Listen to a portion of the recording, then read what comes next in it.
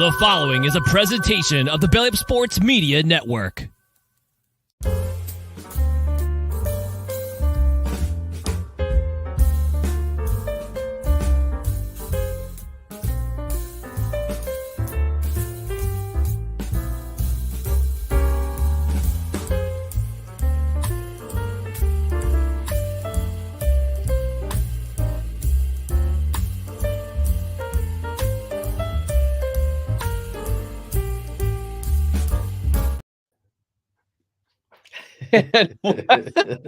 Don't mind us. We're just dancing. Welcome to No Credentials Required, where you don't need a press pass to talk sports. We are proudly presented by the Belly Up Media Network. My name is Ryan McCarthy. I'm one of the hosts, and to my right is a man who was promised a position at Northwestern University, but only if he identified as a Palestinian. We got Dustin Henry. Dustin, how are you doing today? I'm doing all right. The brunch shows always have a different feel to them. That theme gets me ready to go. It's the use of that ride cymbal that gets me every time. Very skillful drummer on that jazzy track.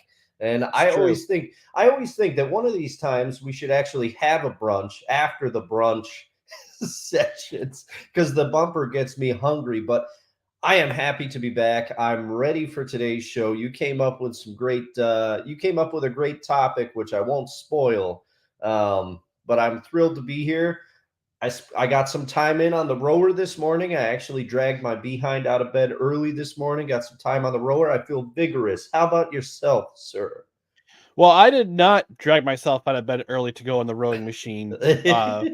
But we do have to acknowledge Mr. Wize El Jefe already saying good morning, so we have to acknowledge him. We do have to acknowledge him. Of course. Roman Reigns.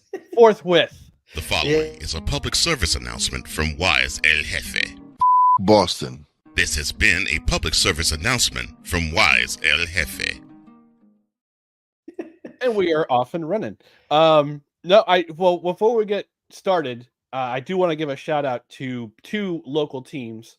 Well, actually, three local teams. First off, Albany Firebirds 2-0 officially in the Arena Football League, the Arena Football 3.0, which is there's some spiciness going on in the Arena Football League right now. We'll talk about it off air, but there's some spicy things going on with the Arena Football League. It's just there's some things going on. Secondly, Albany Firewolves won game 1 of their best of 3 series last night in San Diego, 14-12. So game 2 is tomorrow, folks, 3 p.m. Eastern at MVP Arena. So if you're local, you're watching live, you're watching and you're local, be there. Because you don't want some dirty Buffalonians or Torontonians showing up at your door for game 2 of, well, depending on which game they'll have, because if Toronto wins their series, Toronto gets home field advantage. But if Buffalo wins that series, Albany gets home field advantage because they finished ahead. They finished ahead of Buffalo in the regular season, and in their head-to-head matchup, they swept the Bandits, those dirty Buffalonians. So shout out to them, and shout out to the Adirondack Thunder, who advanced to the second round of the Kelly Cup playoffs in the ECHL. They played game 1 last night. Unfortunately, they lost. So going to try to even the series tonight up at Cool Insuring Arena. So three local teams, local professional sports teams, Capital Region. We're winners. We're winners again. Yeah, we're showing up. It's great. And also, weather report, I think it's supposed to be cold and rainy tomorrow. So the perfect day to get to the arena to watch the Firewolves. And make sure you wear black because it's a blackout game. Oh, okay. All right. Yeah, Blackout. That's the theme. All right. We're going to move on. We're moving on to we're going to have our guest, Cole Johnson, join us momentarily. So hopefully he's getting his stuff together, getting ready. But in the meantime, just want to talk about our social media channels right down below, which are Twitter, Instagram, and the scarcely used TikTok. It's at NoCredsREQ, Facebook.com/NoCredsREQ, YouTube.com/ at NoCredsREQ. And if you wouldn't mind, please give us a like, comment, share, and subscribe to all of our social media channels, which are right down here below. On the podcast side, you can subscribe to the podcast on whichever podcast platform you are on, including Apple Podcasts, Spotify, Spreaker, Good Pods, wherever you podcast. Rate and review. A 5-star rating would be very, very helpful. And if you're on a platform where you can review the show, we might even read it on the air. We don't care if it's complimentary. We don't care if it's so disgusting that even those dirty protesters on the college campuses go, "Oh, man, that's horrible." We'll read it on the air. And because this is a live show on Tuesdays, regularly on Tuesdays at 8 o'clock Eastern, and the occasional Saturday brunch at 10 a.m., which is what you're watching right now. We want you to engage with the show. We want your comments. And I know this sound always makes you feel so much better, Dustin. Even though you're in a good mood right now, this tune always makes us feel Oh, yes. Better. It only adds to it. Yes.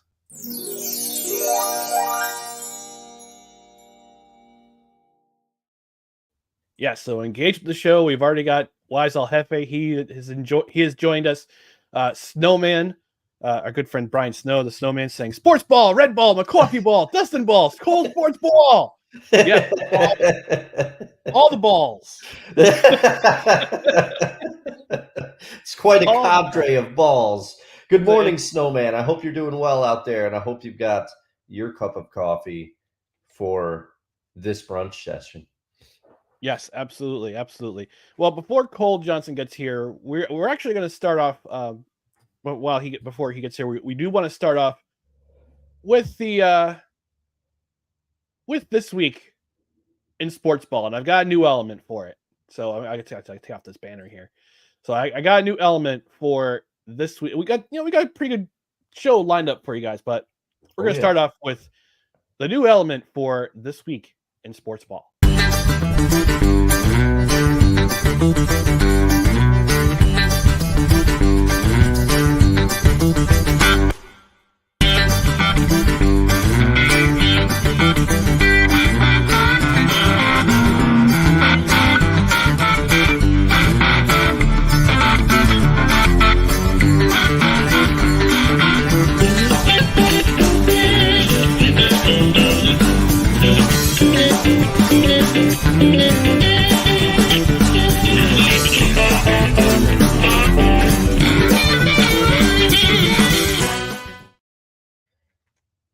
Man, you went everywhere with that one. That was a great element. A shout out to you for using one of the greatest moments in Oiler history when Patrick, his name is escaping me. He was Patrick Stefan. Yes, Patrick Stefan.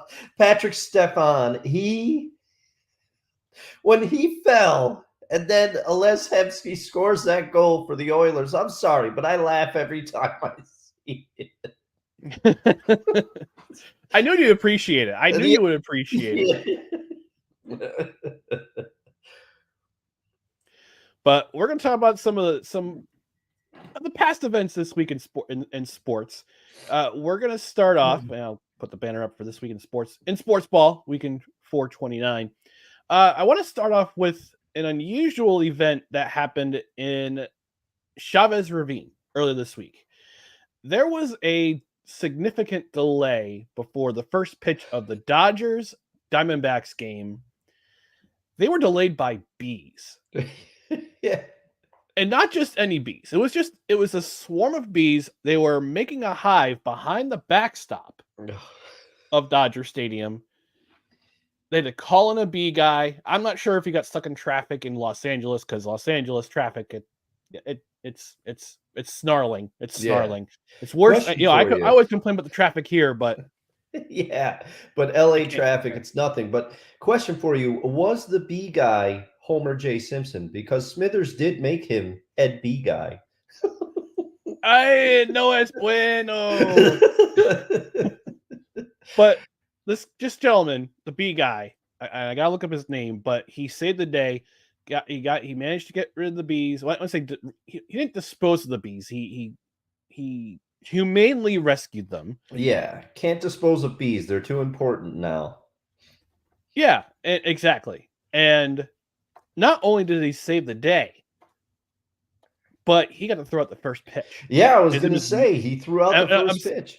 And I'm sorry, it wasn't at Dodger Stadium. It was at Chase Field in Phoenix. Oh, okay. So it was in Arizona.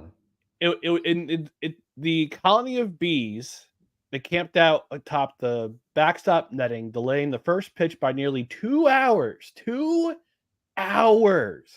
Wow. And then the gentleman named Matt Hilton, a local beekeeper, saved the day, and he got to throw out the first pitch. And he did it spectacularly. That's pretty awesome. That's pretty awesome. Good day. Good day for Mr. Hilton there. Absolutely. I'll have to find the video of him throwing out the first pitch. But let me see here. Without seeing the video, because I did hear about this, but without seeing the video, I can guarantee that his first pitch was better than 50 Cent's first pitch. Yes, my pick for one of the worst first pitches of all time.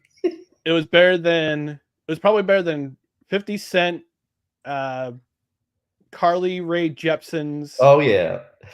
And Anthony Fauci's combined.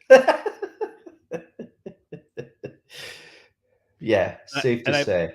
And I did find the video. Actually, is a first-hand account from a Twitter user named Alex J. Weiner, who. All right, it wasn't bad. All right, I'll share it I'll share it on the screen. So all right, we'll walk through it together. So here's that pitch. So there he is walking to the mound. Oh, there we go. Removes the keeper helmet. That was awesome. Yes. The pageantry. Yeah. There's a pitch. All right. Just a bit outside, but he got not there. Terrible. No. To the pros. Apiarist to the pros. That's what he was called. Oh, your Uncle Al's chimed in. I can't be with you boys today. It's stage 1 of the Giro d'Italia. Hey, priorities, man. Priorities. Yeah. It's okay. This we show understand. comes first. This show comes first. Yes, but Uncle Al is very passionate about bikes. Bikes. I need a sound effect for that. Yeah. But yeah, it's the hero of the day, Matt Hilton, throwing out the first pitch, saving those bees first of all, and then throwing out the first pitch.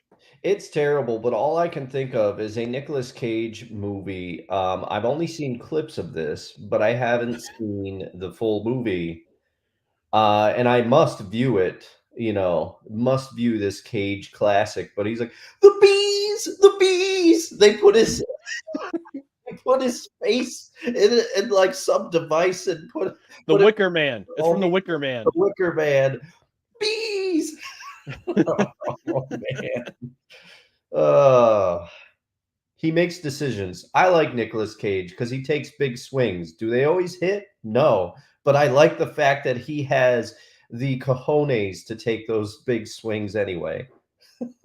Yes, and I think he had that movie last year, The Immeasurable Weight of Talent. I have to see that movie, but it's just basically just him, like saving John Malkovich. Yeah, just basically it's not, but it's Nicolas Cage. So I have to watch it now. I have to watch it now. Now I'm in the mood for some Nicolas Cage movies. Yeah, it might have to happen. Maybe we'll do a NCR Cage viewing party. Maybe we can get a few of the cred heads and do one of those like watch party things. Oh man, that would be hysterical. Yeah, hysterical. So next thing we're going to talk about is the Stanley Cup playoffs, the NBA playoffs. There have been some eliminations. I first want to say congratulations to Dustin, to your Dallas Mavericks, yes, for eliminating those frauds known as the LA Clippers last night in successful fashion, defeating them in 6 games, and now they go on to play. I don't know who they play in the next round. Timberwolves, not the Nuggets. They play. God, who they play? I should know this too, but you should know this too. I know. I The can't. schedule. It's escaping me. I am also trying to look up this is not. Oklahoma City. Yeah, I was gonna say that's not good because I will admit, I will freely admit now the Mavs are looking good. And one of the things, if I may, for a second, I have to apologize to Kyrie Irving again because not only has he played well, there were points in the series I watched a decent amount of this series, and I really thought the Clippers were going to blow that huge lead that they had in I think it was game 5. I thought the Clippers were going to blow that. And the Mavs almost came back. They were down by as many as 30 at one point. And a big reason why they came back into that game was Kyrie Irving. He just took over the game offensively, but also he has been locked in defensively. He is engaged on the defensive side of the ball, and it's nice to see. And also, as somebody who was watching the show a few weeks ago said to me, "Your Mavs went and got some size." Yes, they did. Yes, they did, and it's worked out. The acquisitions from Washington have been fantastic for them. So we'll see what happens in the next round, but OKC is going to be a tall order. But I just have to apologize to Kyrie again. I still don't agree with your flat Earth theories, and sometimes I disagree with the way that you carry yourself.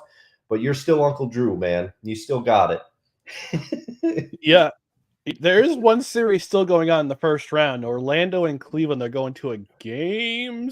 I wish I had that element right that Cole created. Oh, Game man. 7. Tomorrow night or tomorrow afternoon, excuse me. But don't watch that game. Come to the MVP arena and watch the Firewolves eliminate the Seals. But not Puppers. Puppers is not their mascot. Exempt. Puppers is our mascot. Yeah. Put that line in the sand. But yeah, we had some eliminations. Knicks beat the 76ers, and it was one of those series. I from what I understand, I don't really follow basketball that much anymore. Yeah. But now I'm kind of intrigued because the New York team, even though they're owned by that harmonica playing billionaire James Harden. I know. There are so many words that you could say for him that we usually don't utter on these airwaves. But we won't because we're a polite show. Yeah. But I was listening to our guys, Levac and guys, yesterday, and they were talking about the series and how this was one of those kind of wrestling matches where you don't want to see the match end. You wanted to see the series just continue because every single game in this series, from game 1 to game 6, was just phenomenal. Or is that meme of Martin Scorsese?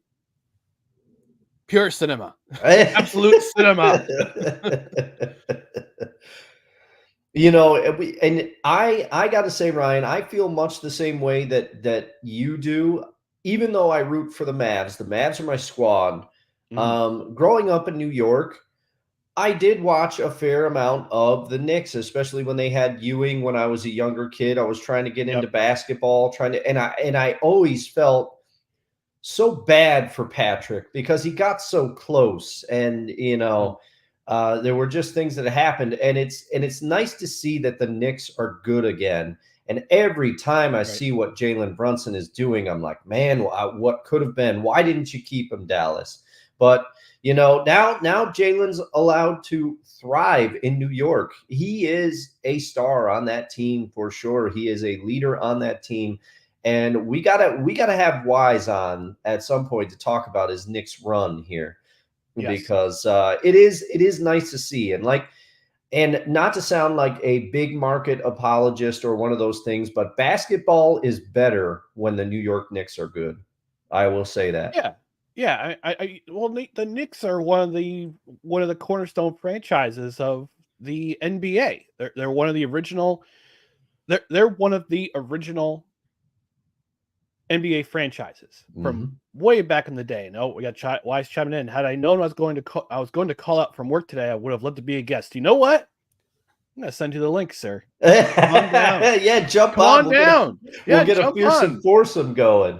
Yes, absolutely. We need a fatal 4-way match between me, you, Cole Johnson, and Wize El Jefe. And Wize, yeah. But yeah, no, the NBA is better when they have their cornerstone franchises in the playoffs. And the Knicks are one of those franchises. Let me see if I can find. Yeah, for sure. And like you said, though, this series between the Knicks and the 76ers, I caught some of this because like you said, you don't always follow basketball. I don't follow it. There's chunks of time where I'm more keyed into it, but usually, no surprise here. But when football ends, I do check in on the NBA a little bit more once football ends. And the 76ers, Maxey took over the games at some point when it was clear to me, at least, and I'm not as educated on basketball, but there seems to be periods where Joel Embiid gets tired, and Maxey was able to take over the games for the 76ers at certain points. So it was a good series from what I could see, but I'm glad the Knicks came out on top. I really, I'm excited.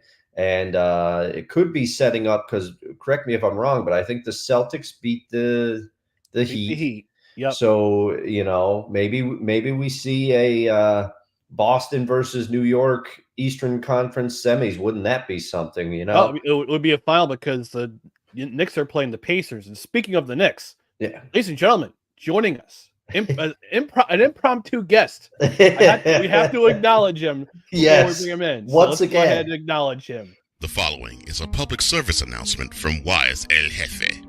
Boston. This has been a public service announcement from Wize El Jefe. Joining us originally from Brooklyn, making it. He is the host of the Stuck in My Mind podcast, co-host of the Mentality podcast. We want to bring in our friend Wize El Jefe. Mr. Wise. Morning, brother. Morning. What's going on? Not much. We're just talking some this week in sports ball, and we happen to mention the New York Knicks and the NBA. And you said in the chat, I wish I would be able to come on. And you know what? I didn't know I was going to call out of work this morning. Like, I woke up, my arm was kind of giving me issues. So, and the wife was like, because I like when it comes to pain, I don't let it be known. Yeah. And so for me to complain to the wife about my arm bothering me, she's like, "Oh yeah, you might as well just stay home." So I stood home and it's waking and baking right now. And as always, if I get to check you guys out, I always come through. At work when I'm on break, I usually come on when I'm on my last break. Right. Okay. Yeah. And we always acknowledge you. We have to acknowledge you. I mean, and I appreciate it. And I appreciate it a lot, man. I appreciate the show. You guys are doing some great stuff, man. So keep it up, man. I love it. Love it. Oh, thank you. Thank you so much. And we love playing your entrance music. It's great. Yeah, we do. Oh, and joining us now, all the way from Nashville. Actually, I want to play his bumper before we bring him on in. He has this new show called The Morning Shift. It's on every weekday morning at 8 a.m. Eastern, 7 p.m. Central. Some people call Central Time Zone God's time. It's not. Eastern Time Zone is where it's at. All right. Acknowledge us. All right, we'll play this bumper before we bring him on in. Whether it's news, the largest egg producer finds bird flu in chickens at a Texas plant, weather, devastating tornadoes rip through the heart of the United States, inspiration, a breast cancer survivor completed the journey of chemotherapy, and now begins a future one of matrimony or sports. Michael Jordan is shown on a photo with Diddy. LeBron James has a video extolling the virtues of a Diddy party. This has been yet another Beating a Dead Horse presentation. We got you covered.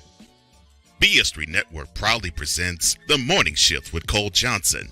Live every weekday morning beginning April 29th at 8 a.m. Eastern, 7 a.m. Central.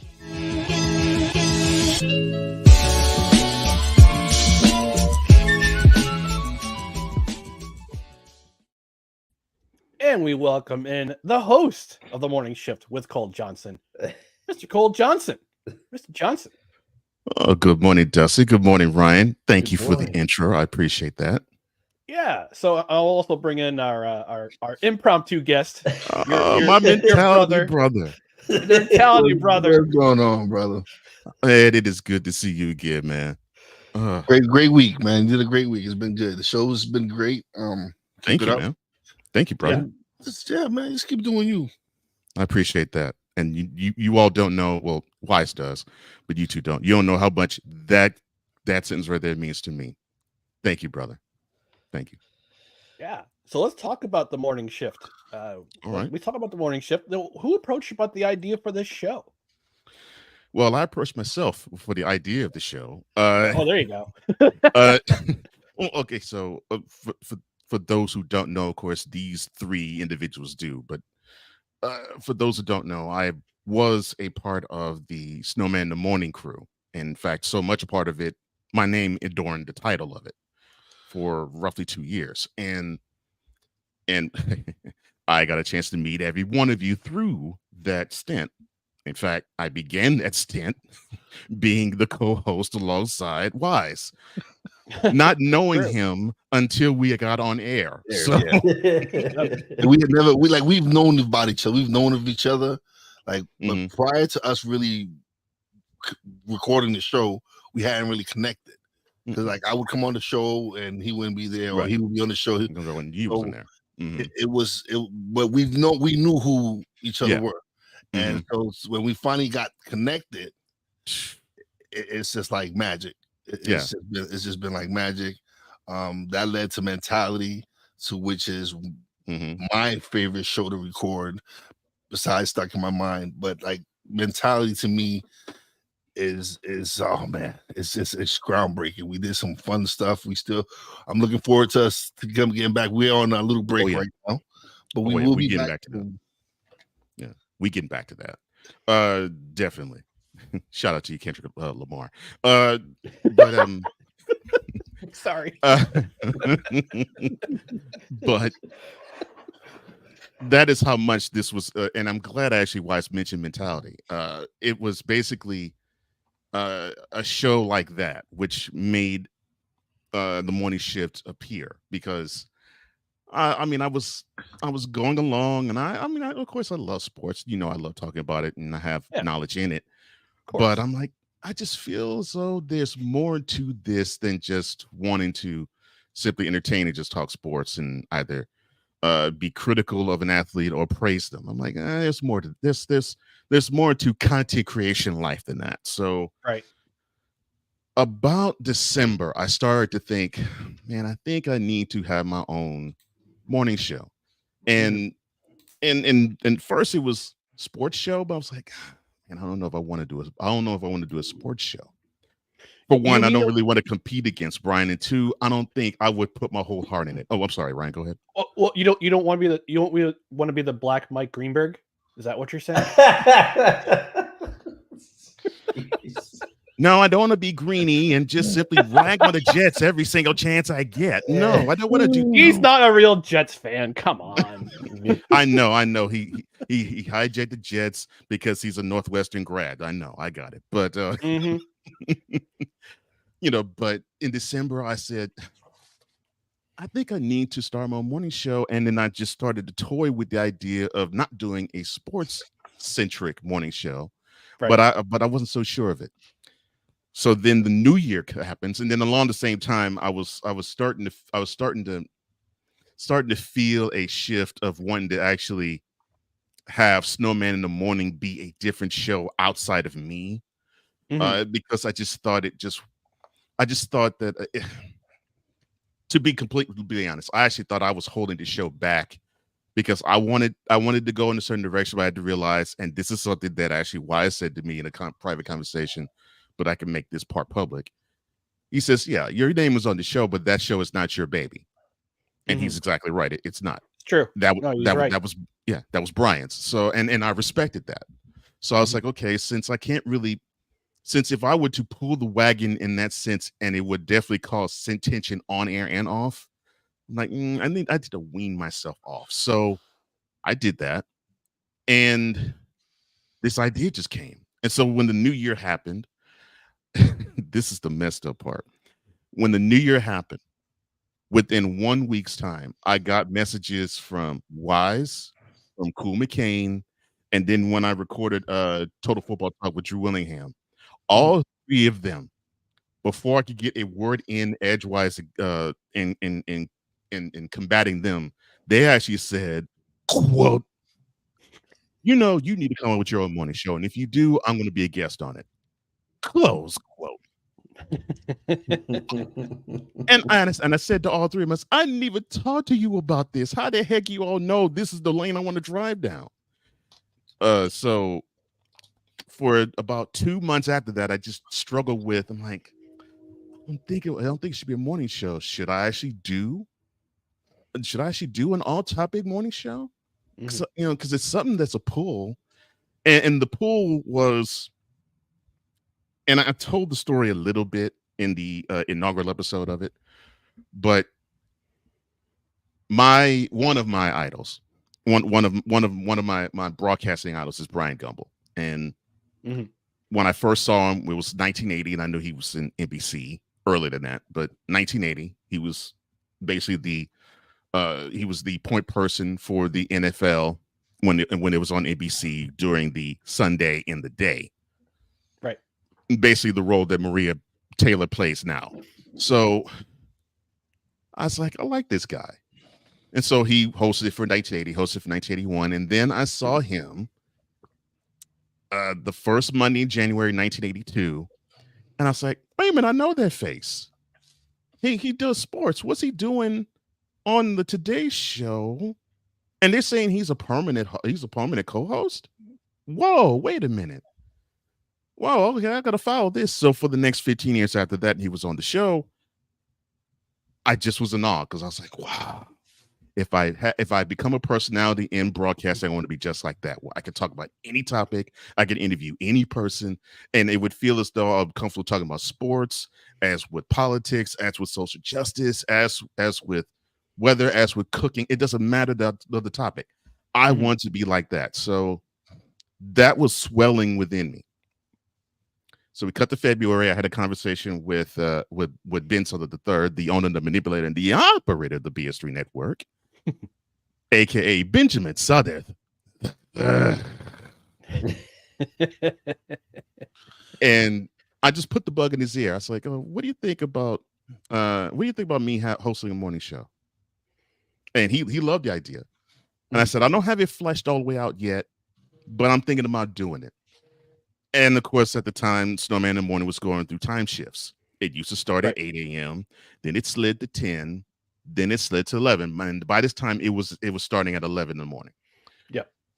So I was like, okay, I think it's time to get you all had a morning show, and I believe I could be the host for it. But I'm not sure what the show is going to be, and I'm not sure how it's going to look yet. So that was about around Super Bowl time. So we're talking like Valentine's Day-ish. So 2 weeks later, March 1st, I get a call, not a DM. I actually get a call from the second of BS3, which is Ivan Dawkins, or King Doc, and he and I have a great relationship. Unfortunately, you will like him because he's a great dude. You'll dislike him because he's a Cowboys fan, but I digress. I have no opinion. I don't really have opinions about Cowboys fan unless you're or sports fans in general. Unless you're Marvin Otero and you annoy the crap out of me. Yes,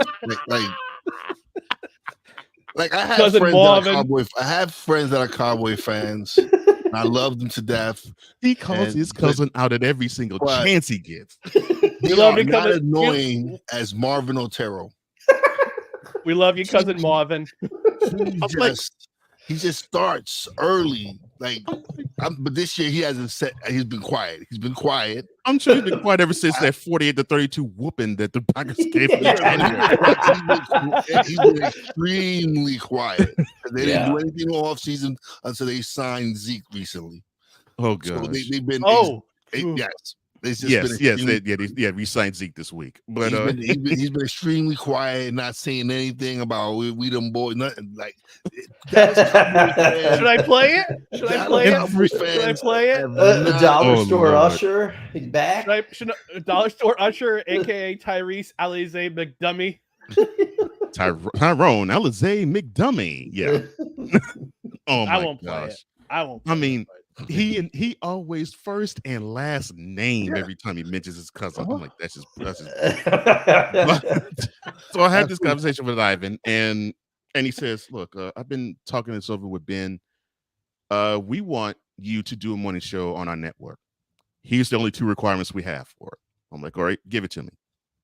He says, all right, so for the title, BS3 has to be in the front of it.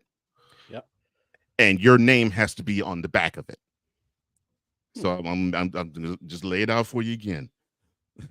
The official title of the show, BS3 has to be in the front of it, and your name has to be behind it. Yep. I said, okay, let me get this straight. Those are the only 2 requirements you have for me about this show. Everything else is me.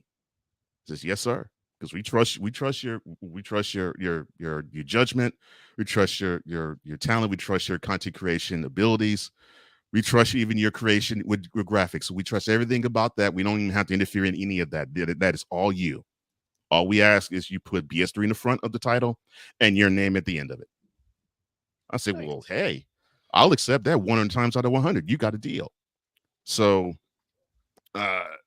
he gave me some ideas for names.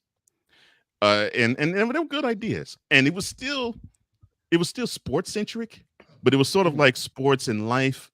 Sort of like the real sports of Brian Gumbel type of thing. And that's why I was thinking it was going to go down. But I have something creative for it that I've shelved that I'm going to unveil when I have more time to do it. So I am going to go back to that. Mm-hmm. But I then went to I went to a wonderful mind. I won't mention the person's name. I will not mention the person's name. Genius. Yes. I will not mention the person's name. It was Rod Isaac, wasn't it? Yes, I went to Rod. Yes. Yeah, sure. Yeah, it was Rod. No. So I think it was I sat on it for about maybe 4 days. Then I went to Wize, and I said, brother, help me out. What should be the title of this morning show? Because I'm coming up with these names. I have some names, and I've heard some names from a couple of people, but they just don't really mesh. It took Wize about 5 minutes. He says, The Morning Shift. Boom. The moment I saw the 3 words, I was like, that's it. That's it. And then I now in perpetuity have to give Wize thanks because I got to swell his head. So no, but seriously, I owe this man a debt of gratitude because that was a wonderful name for it, and that was the energy I want to have with the show because it has a lot of entendres assigned to it. Cut to when I was guest appearing on the Queen 3 and King podcast on the BS3 network, and at the end of that appearance, which is great, and for those who don't know, it's a show that it involves four people, all of them are siblings, 3 sisters and 1 brother. One of them being the aforementioned King Dog. He's the moderator of the show. I didn't realize they were siblings. I just know about the bumpers you play for them on the program on the show. Yes, I didn't realize they were siblings. Yes, all 4 of them are siblings. Yeah. So yeah, and the dynamic is absolutely wild when you see it. It's just great. It's just great how they interact. So that was a wonderful episode, and at the end of it, I got charged with something that I loved, and I loved the charge of it from one of the 4, and it actually came from her name is Mika, but her nickname on the show is the Educator Queen, and she said to me, all right, now the name of the show is A Morning Shift. I expect a shift on that show. And you know what I mean when I say that, right? I was like, dang. I was like, man, this creation is speaking to so many different people. I didn't realize how deep it would speak to many different people. Mm-hmm. I was like, I received that. And true to my word, I said to her, there you go. You got to see what you was talking about. So I then started to build all the stuff to it. And then then exactly 1 week before I was going to go on air with it, I received a little hiccup and a bump from an unexpected place.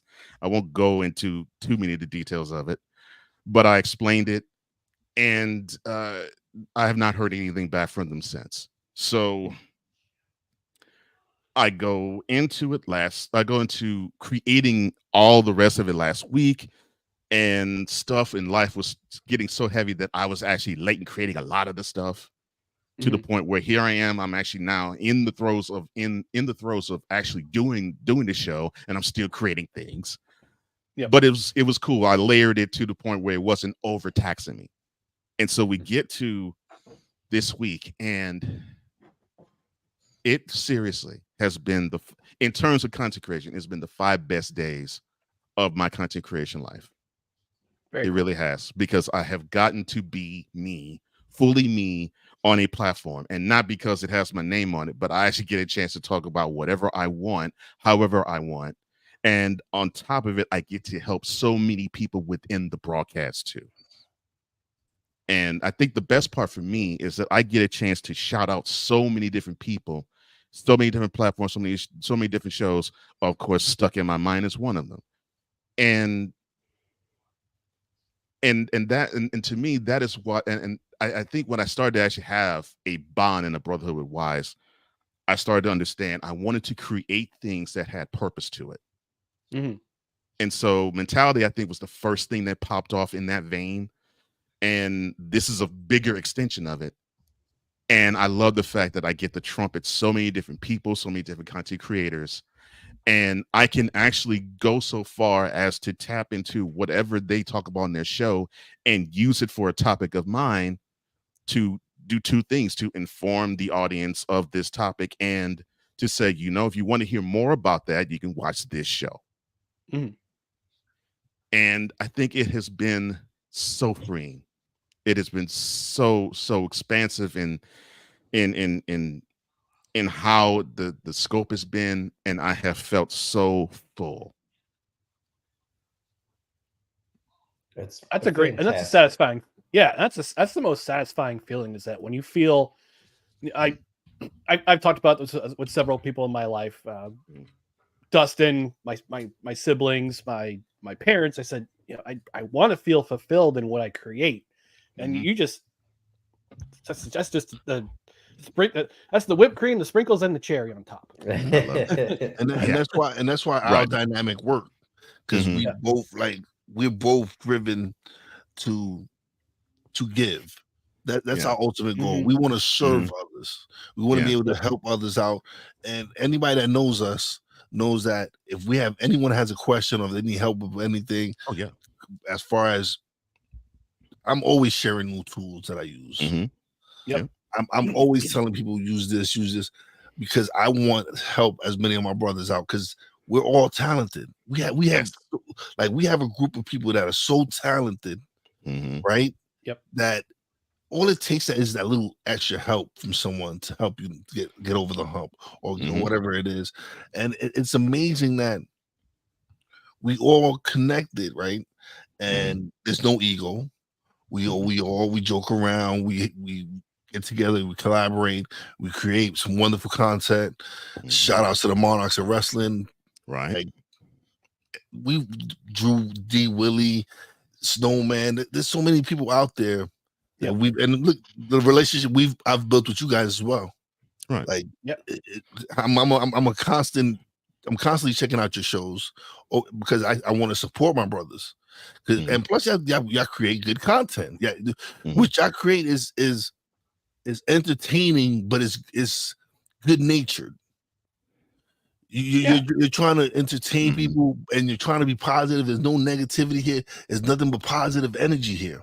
Yeah, we want to build up. We want to tear down. Yeah. I'm tired of the tearing down. Thing. And that's a beautiful thing. When you can see in a content creator, they want to uplift and not destroy. That's beautiful entertainment to watch and support. No question. Absolutely. Yeah, well, because I've always felt that there's too many things out there where people are criticizing or whatever and harping down. Even back in the day when I did a video game podcast with one of my buddies, Chris, we decided, okay, I mean, there were games where we would review them and we didn't like them, and we would explain why. But for the most part, our show was called Geek Appreciation because we wanted to point out, we wanted to put a positive spin on it because Right. it's easy to go down. Now, there have been my moments on the show. You know, Ryan asked me my thoughts on the Mavs, and I have organic moments. But I've apologized to Kyrie many times. But that's the thing. You know, it's nice to be around so many people that and you know, candidly, I haven't known you guys as long as Ryan has, and Right. but you guys have always been positive. That's the thing that struck me when I first started interacting with you guys and getting to know you guys, the positivity and your willingness to help. And you know, Cole, obviously, with the commercials that you've done for our show and all the things that you've done, the bumpers, it just radiates off of you. And I'm glad that you get to do your own baby and you have full creative control, which is an amazing thing. Yeah, it is. It is. And before I continue, I do want to hear you say. Wait, before you continue, Ryan, congratulations to your Mavs for advancing to the next round and playing OTC. I want to thank your Mavs for killing that series because if this was wrestling, I would want a double elimination with the with the Clippers and the Mavs. But since that can't happen, one team has to go, and the Clippers decided not to show up. So I'm glad that the Mavs put the Clippers out their misery. So congratulations. Yeah, well, I called them fraud before you came on. So I'm sorry, Ryan, but I had to say that to Dustin. No, quite all right. Although I was going to say, Dustin talks about creative control, and I do want to hear you. I do want to hear a recorded conversation between you and Ben, where Ben Sutters the third, where you say to him, "That doesn't work for me, brother." Yeah, stroke the Fu Manchu. That doesn't work for me, brother. No, that would be funny. Before we continue on with This Week in Sportsball, go ahead and tell the people where they can find your show. Okay, well, what you could do is you can go to Roku TV via BS3 Network, where you can find the goodness that is the Morning Shift with Cole Johnson. I'm sorry, let me do it officially. BS3 presents the Morning Shift with Cole Johnson. That's the official title of the show. You can go to bs3live.com and find it there. You also can go to YouTube at BS3 Morning Shift Cole Johnson. You can find it there. You can find it. You can find it on many other different platforms as well on YouTube. BS3 Network is one of them. One of them. Comey Media is another. But definitely BS3 Morning Shift Cole Johnson on the YouTube channel. You can find that. It is live every weekday, 8 a.m. Eastern, 7 a.m. Central, 5 p. No, Pacific time zone people. Just stay asleep when it's on live. You can catch the recording of it when you wake up. But yes, 8 a.m. Eastern, 7 a.m. Central, every weekday now. On the BS3 Network via Roku TV and BS3 Morning Shift Cole Johnson's YouTube channel. All right. Well, thanks very much, Cole. We appreciate you explaining Thank the magic that happened, like all the magic you could say that happened around the show, the creation, the genesis of it, and now it's live. It's here. Yes, yeah, it's it here. is. And thank you for your support, man. I feel good when I can see a fellow brother come into the chat and just offer the congratulatory things and even comment on the segments and what's being presented, the content that's being presented. So thank you, Ryan. Thank you, Wize. Your support, it's immeasurable. I cannot tell you how much it means to me. Yeah, well, I'm here. I'm here, and I'm tuning in and checking it out. Do a great show. I one segment I especially love is Lighting the Way, because as someone who has been a believer for most of my life, and someone who goes to church and I need someone who needs to hear that positive message coming from an inspirational source. That's what something I particularly love. And when I was charged by that with for Mika, that was when I said to myself, okay, I'm gonna dedicate one segment to God, and that is how I'm going to actually show that this show is truly a shift, and give the title that Wize presented to me true meaning. That's right. Yeah. That's right. All right. So we're gonna shift. Speaking of shift, we're gonna shift back over. Actually, before we shift back over to back to this week in sports ball and to our topic for the list, I do want to take one quick commercial break because we have to do that for requirement with Belly Up Sports. But when we come back, we'll do more this week in sports ball, and we'll do our topic of, we're gonna bring back the list, and we'll go over our topic. And I'm excited for this particular topic. But stick around for more of No Credentials Required. This episode of No Credentials Required is brought to you by Invader Coffee. For the coffee lover who wants good, quality coffee with no bullshit and no filler, Invader Coffee is an ultra-premium, veteran-owned coffee company proudly delivering only the best coffee your hard-earned money can buy. They aim to only serve the highest quality, organic, air-roasted coffee beans sourced from free trade farms all over the world. They keep things simple. The best coffee at an affordable price in order to provide you with the value you deserve for your morning boost. 100% fair trade, 100% organic coffee beans, 100% air roasted, 100% money back guarantee. Visit invadercoffee.com, enter promo code BELLYUP at checkout, and receive 15% off your order. That's right, folks. It's the only coffee that goes in this mug is Invader Coffee. I ordered some more coffee this week. The Outsider blend, which is a very, very dark blend. It's delicious. I put no cream or sugar in my coffee, and the taste it comes through. Air roasted, no bitterness, no acidity, because that's where you get that bitterness from, is from the acidity. And they take out all that garbage that you don't need in your coffee when you go to, I don't know, that company with the mermaid on the cup. You know, that particular over roasted, overpriced garbage. Get yourself some appropriately priced coffee. Invader Coffee. You visit our affiliate link in the description, and also use promo code BELLYUP at checkout. You get 15% off your order. It's at your house in a matter of days. But not only do they have ground coffee, whole bean coffee, they also have K-Cups. So if you need something, if you're in a hurry, like Dustin, you mentioned you used the K-Cups for your work, because with the the Keurig machine, if you need a quick pick me up, it's all there. You can also get yourself some apparel, some stickers, some mugs. Great stuff going on invadercoffee.com. And do you love veterans? Do you love support veteran-owned businesses? Do you love your country? Invader Coffee is veteran-owned. So go get yourself some Invader Coffee, support veteran-owned businesses, and support our show using our affiliate link in the description on both the podcast, the YouTube, and the Facebook side. Visit Invader Coffee. Get yourself some awesome coffee.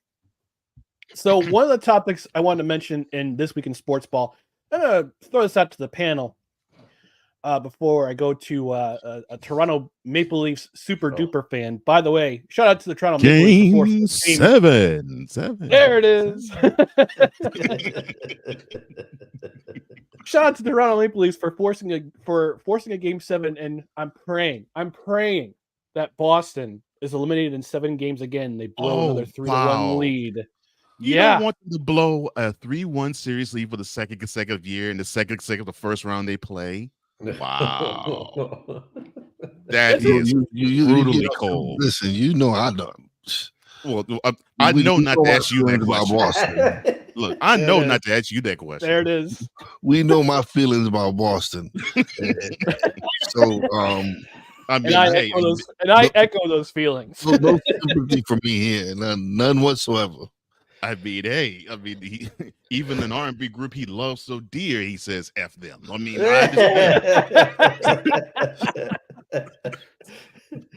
oh man! But I do want to throw this out to the panel. Mm-hmm. Is Patrick Beverley just trying to be funny, or is Patrick Beverley a straight up a-hole? I lost all respect for Patrick Beverley, because you don't do that to a woman, first of all. talking about, are you a sub? Do you sub to my podcast? Your podcast sucks, buddy. It's not like it's entertaining. Your podcast. You know, all that black. talk we had before about being positive and being supportive, Okay, it's all out the window. He's positive. He's positive, but I'm Positive, positive. but Patrick But Beverley's I'm podcast going to sucks. speak my mind, and I'm going to let people know when they're wrong. He was Okay, completely all wrong right. with the whole situation. I was going to say, And it's not like, whenever and it's not like his podcast is the best podcast. It's not. It's not really that good. I don't know the other guy, and you're okay. You're an NBA player. You're not a superstar. that's true. Never been. Yeah. You was Mr. Chicago. You was Mr. Chicago. Well, I get it. When you was in high school, you was a great scorer. But in the league, you're an average player. Yeah. There's nothing special about you. Well, If it's not you didn't even just that. not just the post game poopy pants moment where he had that, or the poopy pants moment where he had that with that interaction with that reporter. And It was then also hit the with person the with the ball. fans, Yeah. and also with those fans with less Hit than the a minute lady, left in hit the the lady game. in the face. Yeah, That's sad. Yeah. And you know, and someone said something that I feel that I agree with. He should get a 1 year suspension. ooh, And let me explain to you why. okay. Because now you threw the ball twice. Yeah, First time man. you was getting maybe a little lob, and then the second time you did it with more malice in it. And now you're intentionally trying to hurt someone. And that's unacceptable. I don't care how angry you are because your team is losing. You have to be professional. 100. And you're not being professional there. You're first assaulting a fan, a paying fan. Yep. That they're paying your salary. Them buying the merchandise, them doing all this, coming here to buy popcorn, drinks, whatever. They're paying your salary.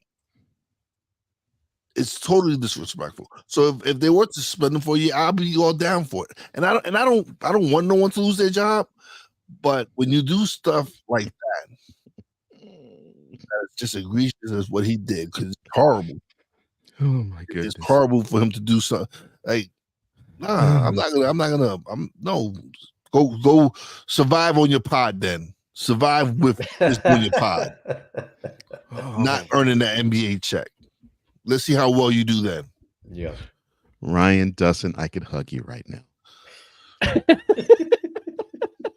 I could hug you too right now. This was totally impromptu.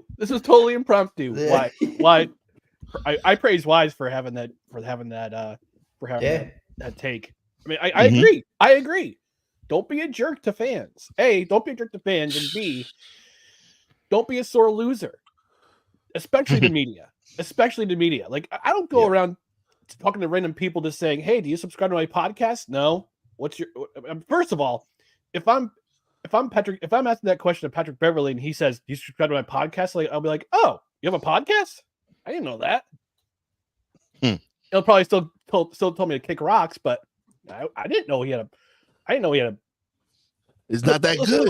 Let's be honest. It is not. It's him talking smack about other players and back in the days. You know, listen. I don't watch it. The reason he pops up on my screen is because I watch Melo. I watch all the smoke, all these other basketball players. But he just pops up, and I'm like, I just keep it moving. It's not entertaining to me. Like, you're not bringing anything of value to me. Like, there's nothing you're saying that I want to hear. Yeah. Now he pops up, I keep moving. Yeah. That is good. an indictment and a half. I will say to me, Patrick Beverley, he's always like, part of me wondered, okay, is he like just leaning into a quote unquote character? But actions like this show that no, that's who he really is, you know. And the thing is, it's can fans cross the line sometimes? Of course. Fans have to maintain a certain amount of decorum. But also, as an NBA player, we love to see real emotions, right? We like to see, at least I don't want our athletes and stuff to be robots, and they're humans. They have real emotions. But part of the reason you're getting such a big check is because you have to keep your emotions in check, and you have to regulate it out on the floor, balance that competitive fire with, like, keep it level. You can't, like Wize was saying, his actions just can't happen. I mean, and the thing is, I'm going to say something might be controversial. Ron Artest, aka Meta World Peace, he did a lot of stuff. But the thing was, love him or hate him, he had the talent to like, where teams would keep taking chances on him. Pat Bev, as he likes to be called, he's not on that level, in my opinion. There's no comparison. There's no comparison. Pat Beverly is nowhere near Ron Artest. Nowhere near. No. Name We're talking about a defensive player of the year, a world champion. Yep. Pat Bev is none of those. Yeah, and speaking of brothers in broadcasting, our brother Cool McCain is in the chat. What's up, my man? Cool Breeze. Pat Bev done with ESPN because of his actions. Well, those are first problem. It's the four-letter network giving you a platform. First of all, well, they gave him a platform, and now at least for a year he is suspended from it. Yeah. But I will add a caveat to fans interacting with players, with the exception of Albany, when two players 2 nights in a row try to go in the stands and cause trouble. I heard your replay on both of them. One of them was a security guard. I remember the security guard.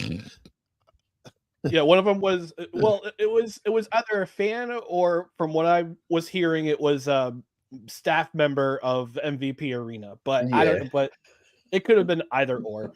But yeah, you don't throw hands with fans in Albany. You're gonna come to Albany, expect anyway.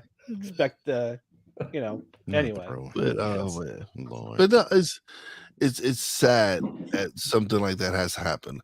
And listen, fans can go overboard. Yes, they can. But we were all raised with the phrase "sticks and stones may break our bones, but words," So a lot of these fans, they say some of the most hateful things on purpose. For sure. But to actually draw reactions like what Patrick Beverly did.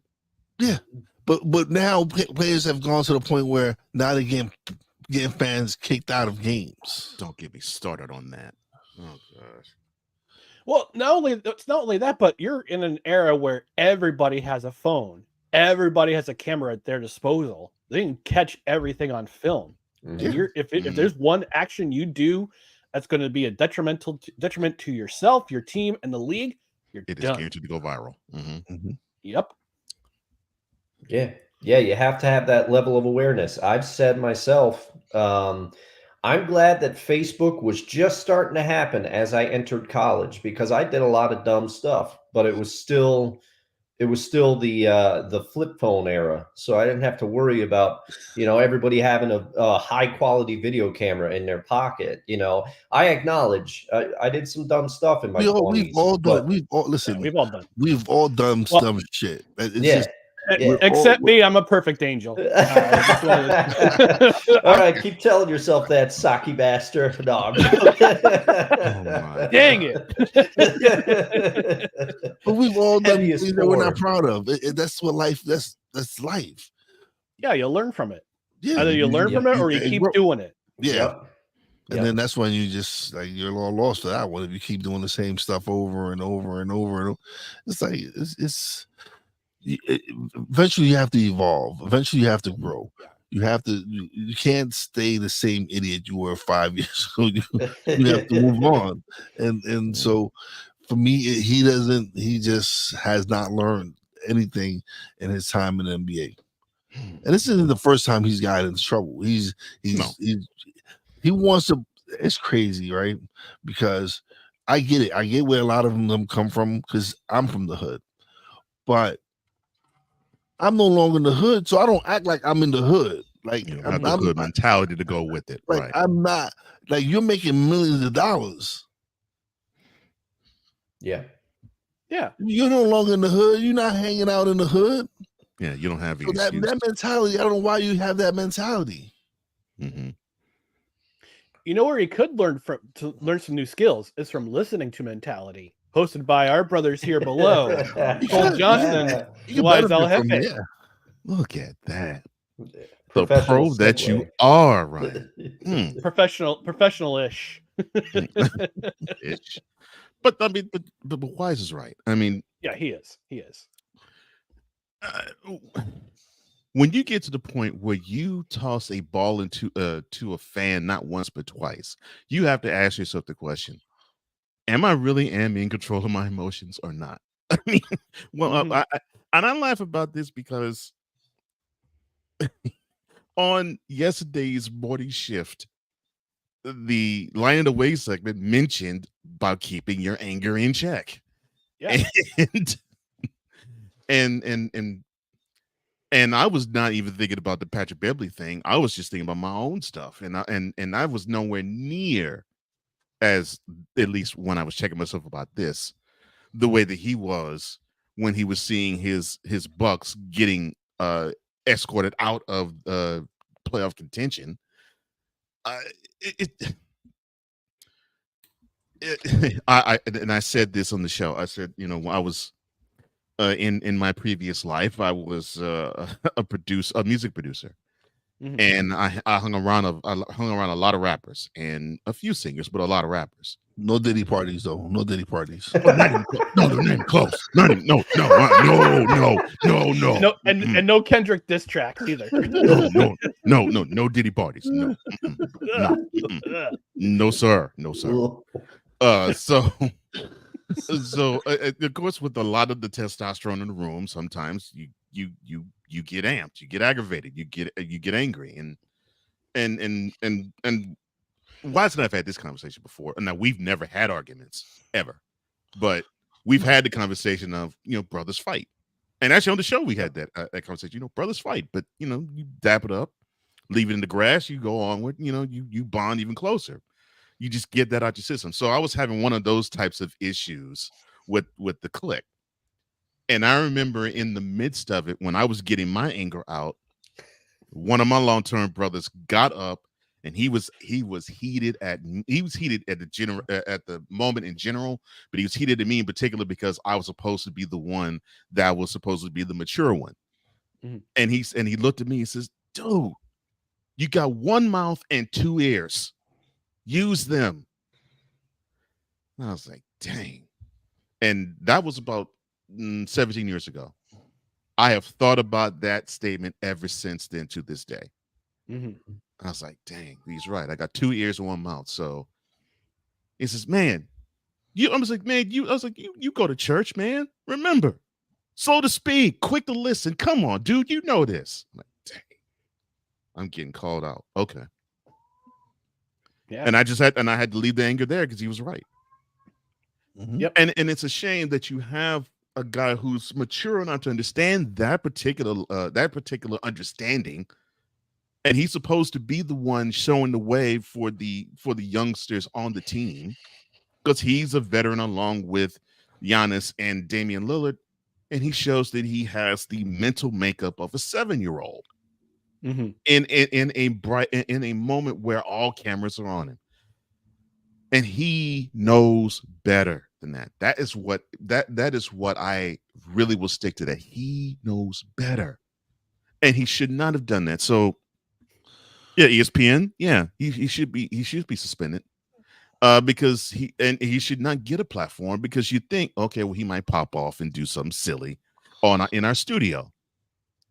Mm-hmm. You do not attack a fan. I mean, you mentioned Ron Artest. He got suspended for just about a year. Yes, for retaliating from a fan attacking him. Mm-hmm. Yep. And a fan actually did do something. Yes. To him physically. So if he got suspended for a year in retaliation to a fan doing something physically to him, to me, Patrick Beverly he deserves to get suspended for far worse, because the fan did not physically do anything to him. Mm-hmm. No, he just threw the ball back at him, just kind of lobbed it to him, and all of a sudden he just goes full Tom Brady on him. But it was like he was asking for the ball. It was like he was asking the guy back for the ball. So the guy just like going back door, and then he just listen. You have someone who's just ruined whatever opportunities he was given. Like you're talking about you was working for the four letters. You was growing your pod. You're generating money because you was about to go back to work for the four letters because you just got booted out. And now look at you. You got to go back and do your pod now all the time. Hope you enjoy doing your pod.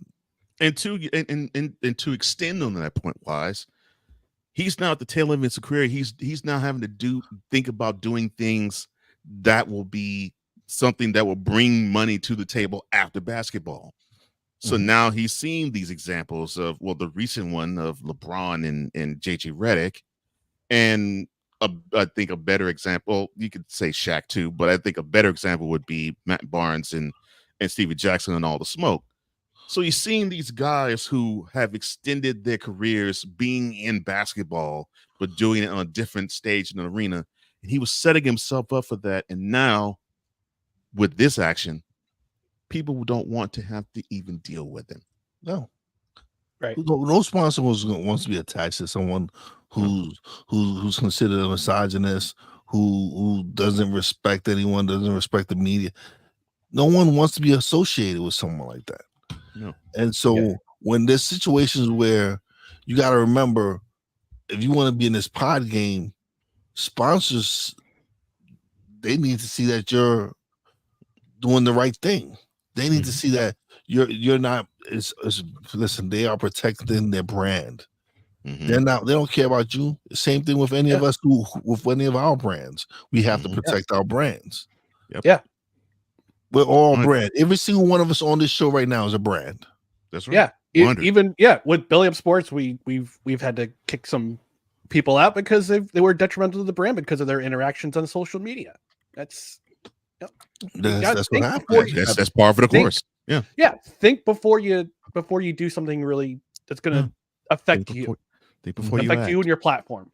And that's what's still crazy. I'm like, dude, you're not college age. You're not even your 20s. You're in your 30s. You're 35 years old. You're at the age where you're teaching your children. Oh yeah, if you act like that, you deserve the punishment you get, and you are now having to do such a thing as to actually receive the punishment of just lashing out because you did not appreciate what a Pacers fan said to you.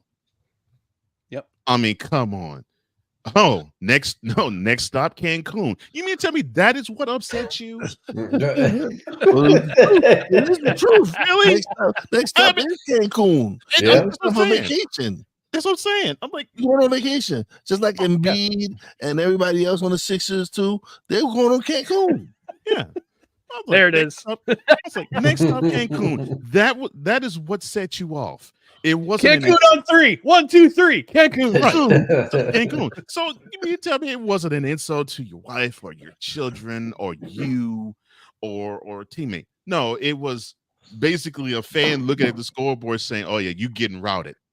Yeah. Bye.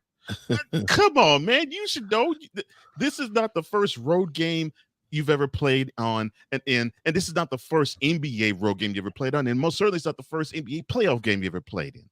So you've had many times to deal with eliminations on visitors' soil. They will say things to you that you're like, in the moment, dang, man, that hurts. But you know what? They're right. Scoreboard. Yeah. Yep. Oh, what else can you say? Yeah. Unless you're Knicks and you got the Knicks fans in Philadelphia chanted MVP for Jalen Brunson. That was cold. I'm like, dang. So we're not. I thought we were in MSG. What the heck? Yeah, I gotta give it to Knicks fans. Even though, like I said, I've said in this podcast before, I will not walk into MSG because of the man who owns the team, who prevented the Jets from getting their own stadium in Manhattan in 2000. Oh man, it's a good thing though. You might want to be happy with that because Manhattan is. So, but I'm hearing Queens. Hearing Queens. I was gonna say, I was going to say, Here's I saw where a state senator wants to put, or state assemblyman wants to, he says, I got land, we can put the Jets here. The Jets are like, wait, I'll pump the brakes a little bit. We can't commit to it yet. But don't talk about the guy who still fancies himself wanting to be a lead singer of a rock band. But I gotta give him credit. Playing kazoos. I have to give him credit. I have tickets. I have tickets to the Straight Shot show on tomorrow night. I'll be there. No. I gotta be honest. I gotta be fair. He's let his hockey people do what they're supposed to do, and he's let his basketball people do what they're supposed to do. So he's finally decided to mind his business. Like just let the people you hire do what they want to do, because Leon Rose and Worldwide West and all of them over there, Tom Thibodeau, they've turned that franchise around. Yeah, and we're not going to talk about how my Rangers just swept the Capitals. You got to play the Hurricanes next. Got to play the Hurricanes next. I ain't worried about that. That's tough sledding. We beat them. What, 2 out of 3 games this year? So not the best of 7. So, and plus you got to face. We're not trying to go to 7. Well, plus you got to face Carolina in one of the toughest atmospheres in hockey. Yeah. Shockingly, it's in Carolina. Yeah, man, do they love the Hurricane there? But they do love their Hurricanes. And Cole, I gotta say my condolences to your Predators for being eliminated last night. Sorry, not surprised. Not surprised. They struggled all year, and so it basically was a victory just for them to get to the playoffs. Hey, good for them. I was rooting for them though. Me too. I was too. Because I wanted to play them in the next round instead of Vancouver. I'll tell you. Yeah, Dustin's an Oilers fan, so he wanted to face. Well, I was gonna say, man, the Canucks are the better team, so I wasn't surprised. Well, before we go to our next segment, speaking of hockey, I do want to share this. I shared this with Dustin, and I think this is actually I read his tweets. This guy's pretty cool. I guess we can get him on the show, but he's a Toronto Maple Leafs fan in Alberta. And this was on Spit and Chicklets, but I do want to show this fan in Alberta. This guy, really? a Maple Leafs fan in Alberta. I'll show you this. So this is Game 5. Oh no!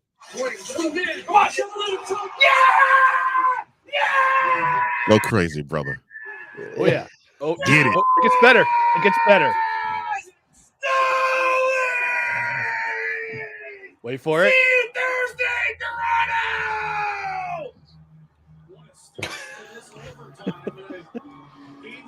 Another bear! Yes! It gets better. Wait for it. It gets better. It gets better. It's another beer. This guy, Wooly! We ain't on to make it. I want one of those. The vending machine. Go! Everything, all that. Like that, but it would be different gear, of course. But hey, Maple Leafs man cave. Oh my! I want a man cave. I love this. Woo! With a beer vending machine. Yeah, I love it. Oh, I love that. I love that. I gotta get him on the show. I gotta get him on the show. Gear you could have. Oh my god! I thought he I'm went almost full jealous. Kit. I thought. Well, at first glance, I thought he went full kit wanker with like the helmet and the gloves and the jersey and the pants. Well, he didn't. He had regular I'm with jeans you, Paul. On, so I will confess though, when you sent me that's the reaction that I had. Everybody wants the vending machine. Yeah, I want the machine vending too. machine. That's the vending machine. Although Schmitty checking in, my longtime buddy, he would want a Penguins one, Pittsburgh Penguins one. He's a huge Pens fan, but yeah, I want that vending machine. So now it makes me think. It makes me think. How was he last night? or 2 nights ago, yeah, Or Thursday night. Or Thursday night. I'm sorry, Thursday night. And tonight's Game 7. So yeah, Game 7, Saturday 7. night. You got to check in for that. I'll say go Maple Leafs. Go Maple Leafs, just because of that guy. Just because of that. Curtis from Alberta. Shout out to you, my friend. You have earned my respect. I know a couple of Bruins fans. Oh man, they're sweating bullets. They are sweating bullets. You know what this is? This is payback for all those titles they won between the Pats and the Red Sox This is payback for all those times we had to hear from them that, whoa, we're Boston, we're the best, we're New England, blah, blah, blah. Listen, that not only that they've blown a 3-1 series lead 2 years in a row, but don't forget, in 2013, they blew a 3-0 series lead against Philadelphia in the NHL playoffs. That's right. They did blow a 3-0 series lead. I totally forgot about that. Encyclopedia Britannica showing up. That's right. That's right. And you saying all this and knowing how warm in consideration Wize has for Boston, you are making his weekend. Listen, the players themselves are making the weekend for me because they suck. Just the fact that they're gonna be up 3-1 and end up losing. For the second year in a row. The second first round in a row. It's gonna be it makes my heart warm. It warms my heart. It warms my heart. And last year was sick. Had to be sickening. A 3-1 series lead, and you had a lead in the third period in Game 7. Yeah, yeah. Well, not only that, you set the league mark in wins and points. You won the President's Trophy too. Yeah, they were the overwhelming favorites. Yeah, overwhelming win the Stanley Cup, win it all. Mm-hmm. Yep. Yeah, I will not forget the shock that I felt. It was the last night of bowling. We were having our bowling alley banquet, and I'm watching that first round series in the bar. It was on mute, and I look up and I go, "Are they about to lose this?" I couldn't believe it. I couldn't believe it. I had to watch the highlights about 4 different times just so I could soak it all in. I was like, wait a minute. Yeah. Didn't they set the record for most wins of the season? And I was like, wait a minute. They had a 3-1 series lead against a team that they should have dispatched easily. And they struggled in games. Wait. I got to watch this again. Wait, I can't believe this. And was it Florida that eliminated them? It was the Panthers. Panthers, And Florida had snuck into the playoffs. They won the last. And look at them now this year, though. But look at how good this. Oh yeah, they're definitely good now. But, they destroyed the Lightning in the first round. They dispatched the Lightning without any issues. But I watched that. I watched Game 7 like four different times. I just couldn't believe it. And it was great when the Bruins halfway through the third period got the goal to put them up 1. TD Garden was going crazy, and then when the Panthers scored the goal to tie it I think it was like within the last minute of the third period, you heard a little bit of disturbance, but the crowd seemed to have hope still. But when that overtime goal happened, oh my God, it was as if TD Garden was a library. Yeah, I just clicked on the follow button on Twitter for Curtis from Alberta. This is what got me to follow him, and I guess ESPN had played his reaction that we just played. He writes, and this is on May 1st. I'm quoting here. I'm sorry, Cole. Would you do the honors? Quote. Holy. They have like 51 million followers. This is wild and so fun. And to think my mom told me drinking with mannequins on weeknights wouldn't get me anywhere. Go. Close quote. Oh my God. I gotta get him. If the Leafs advance, I gotta get him on. That'd be such a fun time. All right. Well, this has been this week in Sportsball.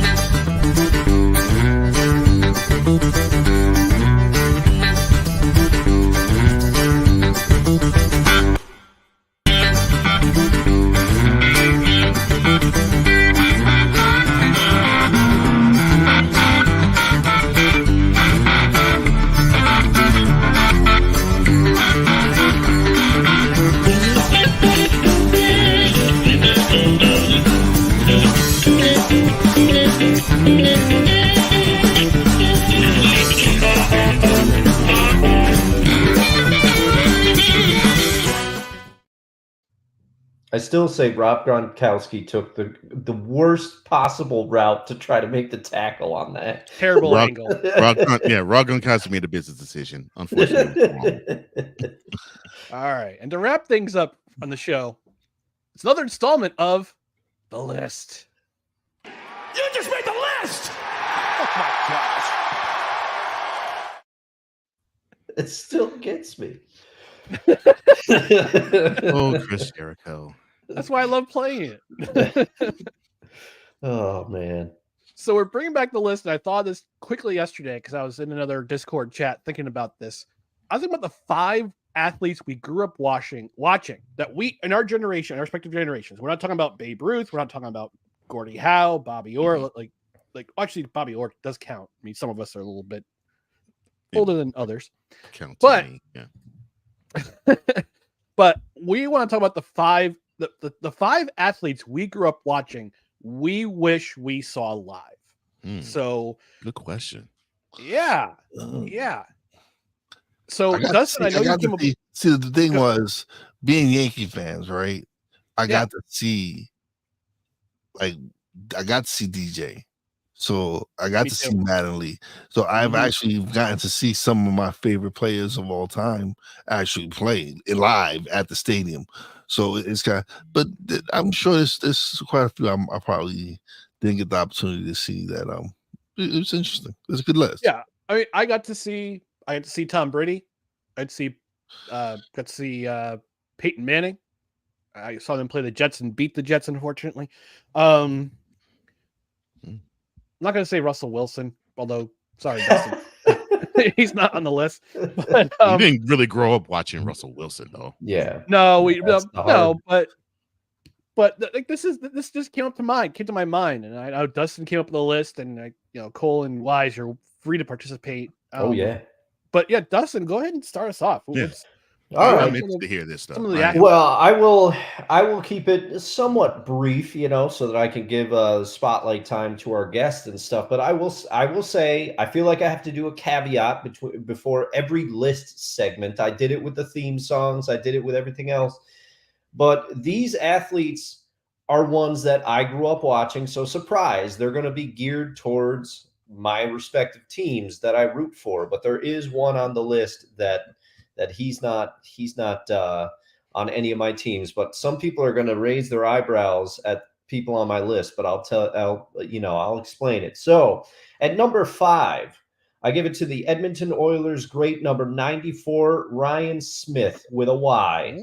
I wish I could have seen Ryan Smith play. He embodied the heart and the soul of the Oilers, because I didn't watch him during the Gretzky years. I wasn't into hockey then. I started religiously watching the Oilers when I was in high school and college. Alez Hemsky, Ryan Smith, Jason Smith, Chris Pronger, that run in the 06 Cup Finals, where they were the 8th seed and made it all the way to Game 7 against the Carolina Hurricanes. But Ryan Smith, to me, I just love the way he played. He once blocked a shot with his mouth. He stayed in the game, got the dental work done the next night. Ryan Smith was a dude, man. Number 4, I give it to Sean Alexander. That's right. I grew up watching the Seahawks. Sean Alexander, great running back, time capsule for that time, was drafted by the Seahawks in 2001, I believe, if memory serves. And he was a great running back for many years. A lot of people would argue that he ran behind a great offensive line. He did. When you have Walter Hutchinson on one side and Walter Jones on one side and Steve Hutchinson on the other, you're not going to do bad. But I wish I could have seen Sean Alexander in his heyday running crazy back there. Number 3, I give it to Don Mattingly. Thank you for mentioning him, Wize. I am a little younger.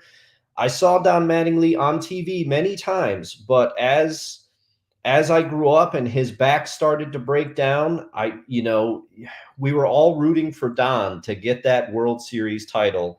He was the one that we were rooting for in that 95 series against Seattle. And unfortunately, they didn't get it done. But I never got to see Don play live, but he is my favorite Yankee to this day. I grew up with Donnie baseball. Wish I could have seen him live.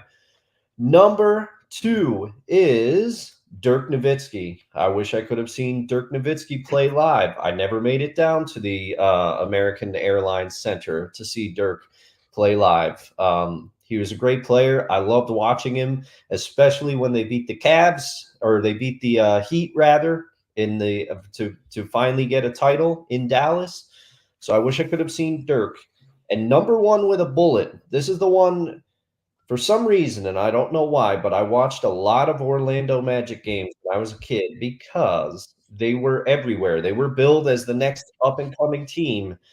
And I wish I could have seen Shaquille O'Neal play live, but particularly I wish I could have seen 90s Shaq play live because 90s Shaq on the Orlando Magic and his early time on the Lakers, he could move up and down the court like no other big man we've seen. And he was just a phenom, taking down backboards, breaking hoops. I wish I could have seen that live. Good list. Good list. Oh, Solid list. Thank you. All right. Anybody else have any thoughts? I kind of vomited for a little bit there. So what are some of your other picks here? That's okay. That's okay. Oh, Go let our guests go. Yeah. Go ahead, Wize. all right. For me, the straw that stirred the drink, definitely Reggie Jackson, number 5. Who else? Let's see. Number 4 would be Lawrence Taylor. Would have loved seeing Lawrence Taylor live. That's a good pick. Mm-hmm. Number 3. Number 3. Patrick Ewing. Definitely Patrick Ewing at number 3. Okay. Number 2. Well, I did get to see him, so I can't. I did see, I told him, so he don't. Oh man, number 2, and this is the Tecmo Bowl. Dustin, you're gonna love this one. Steve Largent. Oh man! Wow. Greatest receiver in Seahawks history. And number 1 is he would have been the greatest running back of all time. That would be Bo Jackson. Yes, sir. Yeah. Yes, sir. Yeah. If not for a fortunate freak injury. Yeah, I agree. I thought about Bo on my list, but I didn't grow up watching him really. That that clip where he blows up Brian Bosworth and single-handedly derails his career. That was before my time. I've seen that later, but that was, I took it literally. I had to have seen him play. And then I was going to put Griffey on the list. And similar to a moment you just had, Wize, I was like, I did see Griffey Jr. play. The Yankees got beat by the Mariners 13-2 when I saw Griffey come into town.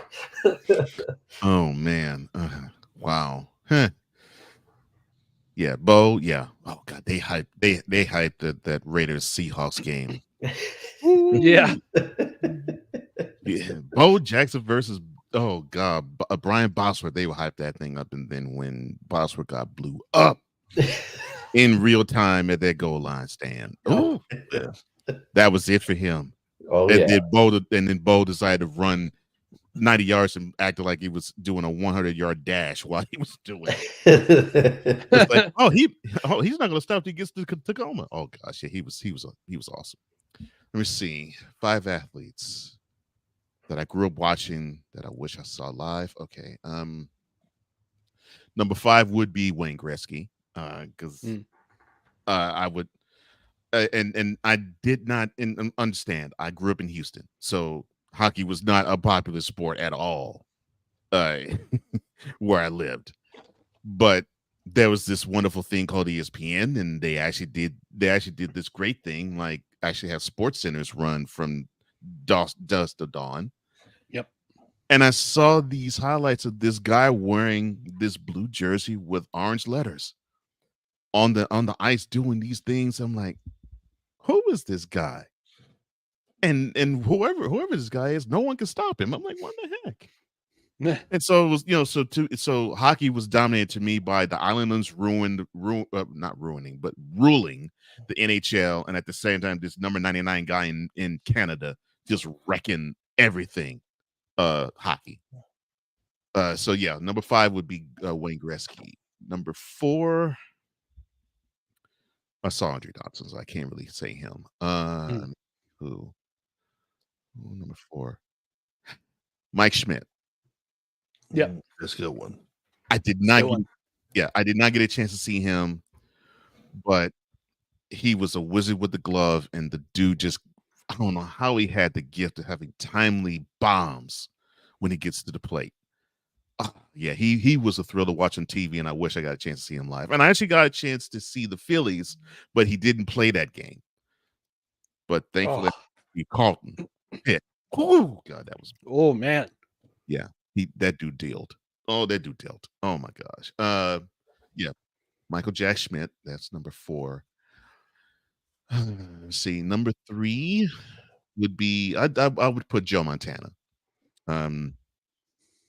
The dude is just fluid. And he is my favorite quarterback of all time. And yes, that is including Tom Brady. Because Montana, I always go back to the 1989 game that he played in Philly, where Philly just blew him up, sacked him 7 times, hit him so many more times, and had the 49ers down by 11, I'm sorry, with 8 minutes to go in the game, and all he does is throw 4 touchdowns in the fourth quarter. Yeah. Getting brutalized and beaten, and he's like, "Oh, that's all you got? Well, here we go." And he just threw 4 touchdown passes within about a 7-minute span. He was awesome, and still is to me. Wise gave me my number 2, which was Lawrence Taylor, because I've never seen, still to this day, never seen a defender just change the way the game was fundamentally played, where you just did not have an answer for this guy. You could put a 300-pound guy on him, and he would find a way to actually muscle the guy out the way with some, and he could just run by others. Running backs couldn't stand a chance of blocking him because he would just simply blow them up. Tight ends, if they had the speed, good luck.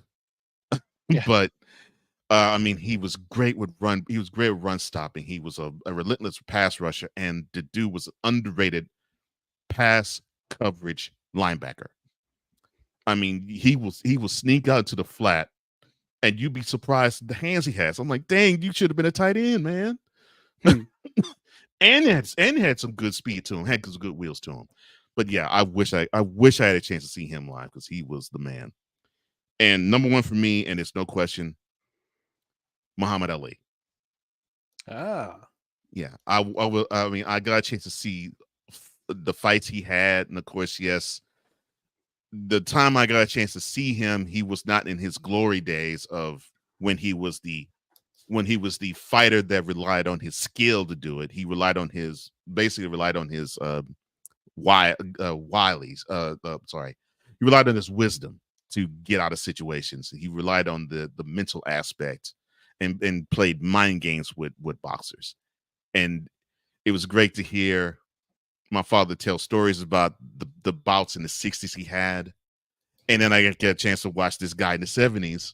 I'm like, well, he's not the same guy in terms of what I can see in the ring, but good God, he knew how to put on bouts. Yeah, so that's my 5. All right. Go ahead, Dustin. You were about to say something.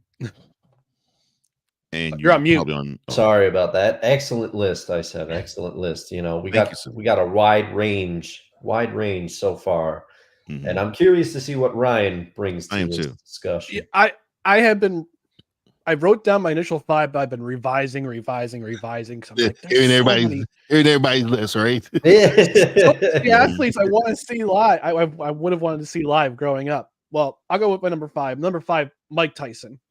Oh yeah, man. Mike Tyson. Beautiful. I'm talking about pre-jail Mike Tyson, not the post-jail like mental breakdown Mike Tyson. Pre-Buster Douglas. Man, he was a joy to watch. Yes. He was a joy to watch in the late 80s. Yes. Yeah. Yes. Yeah.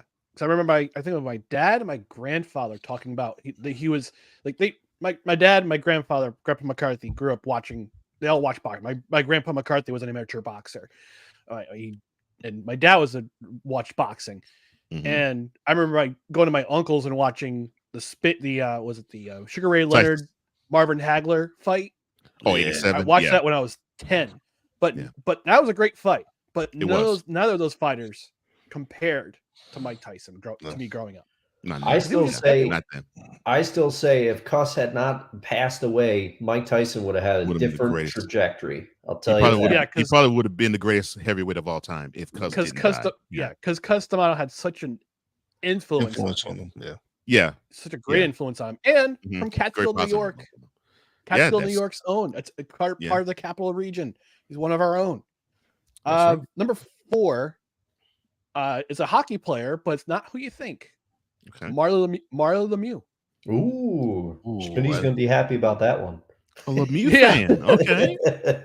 Yeah, even though I'm a Devils fan and I hated when they played against the Devils growing up. In fact, he's the only player to have scored in all 5 different ways: power play, shorthanded, even strength, and penalty shot and empty net in a single game.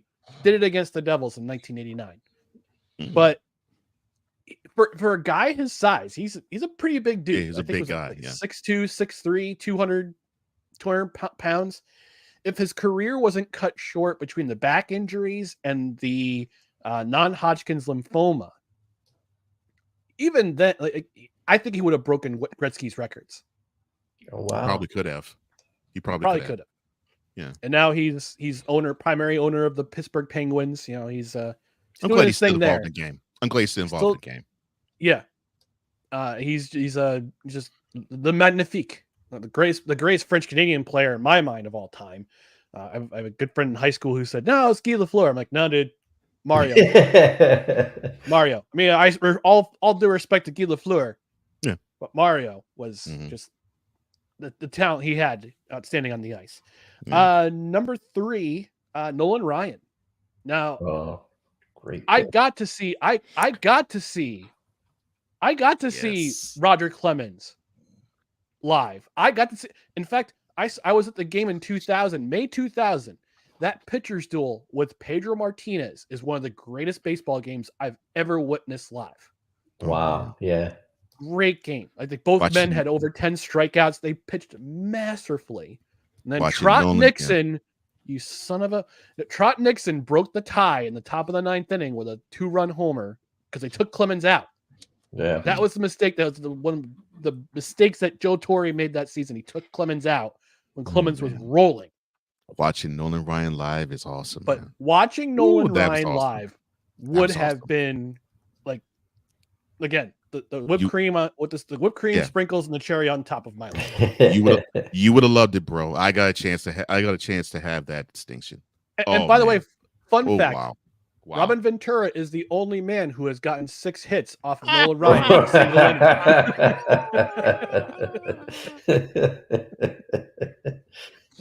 Ooh, Oh, man. I don't think he likes any of the 6 he got though. no.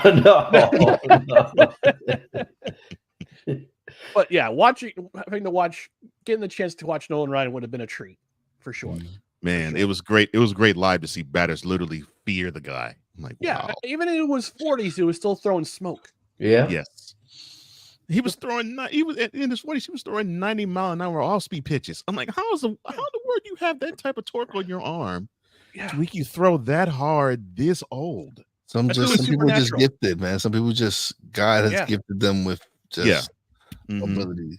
yeah. I'm And like, now you see all these 90-mile-an-hour pitchers. off-speed pitches. I'm like, wow. Yeah, and yeah. Now you see all these pitchers going out with arm injuries because they throw smoke. It's like, what are you doing that Nolan Ryan did? What aren't you Yeah. doing that Nolan Ryan did back in the 70s and 80s and into the 90s? Yeah, when he was still throwing no hitters. I'm like, how in the world? Yes. Number 2 on my list. I truth be told, I didn't attend my first Yankee game until 1998. I want to say 98, 99. Nice year to catch him. Yeah, that's Although around the time I did. did see. I mean, Dustin and I grew up in the capital region. We actually got to see some of these Yankees coming up. We got to see Yeah. Bernie Williams, and Derek Jeter was up here for a cup of coffee in 1994. Yeah, the AC Yanks, and man. the AC, Heritage Park. Andy Pettit, Mo Rivera. Let's see all those guys coming up in when they were in Double A. Mhm. But there was one man in particular I wanted to see live. I never got to see him live. Don Mattingly, Donnie Baseball, There we go. and how he's not in the Baseball Hall of Fame Is beyond me is too. a crime. A crime. Yes, we're starting the hashtag right now. Justice for Don. No, I don't know. Justice for Don. Justice for Donnie Baseball. I lived with a roommate who was a Yankees fan, and above Ruth, above Gehrig, above Mantle, above any other Yankee that you could mention, it was Don Mattingly. To the point where dude, when he had hair, wore his hair just like on Mattingly. Oh man, that's a bold choice. Yeah. Did he shave those sideburns? Sideburns, and Shave your sideburns, Mattingly. sideburns and the mullet. Yes. Yeah. I remember my brother Jeremy, we shared a room together growing up. He had a Don Mattingly poster hanging up in his room. Like he loved that man. Yeah. Absolutely loved him. Yeah. I mean, went to high school. Yeah, I went to high school with that guy, and the year I met him was the year, if I'm not mistaken, it was the year that Mattingly hit homers in 8 straight games. Yep. And God, he was like, "Did you see Mattingly last night?" I'm like, "Yes, yes, I saw him. Yes, he's a great player." Yeah, I get it. I'm just not a Yankees fan. I don't hate him, but yes, I saw it. It's awesome. Yeah. Man, you just don't know. Yeah, I'm like, okay, I got it. And number one on my list, and I'm pretty sure it's in everybody's list, anybody's list who grew up in the 80s and 90s, Michael Jordan.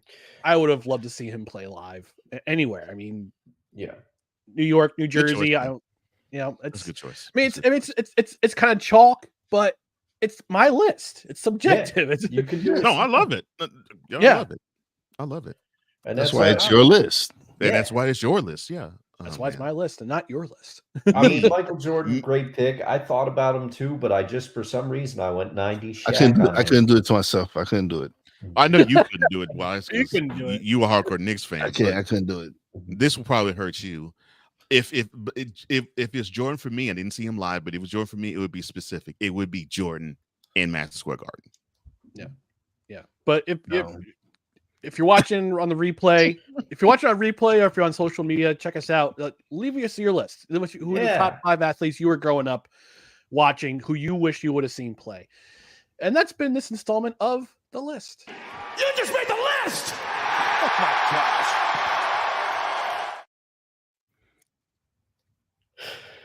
Oh man. I'm proud of myself. I'm giving myself a pat.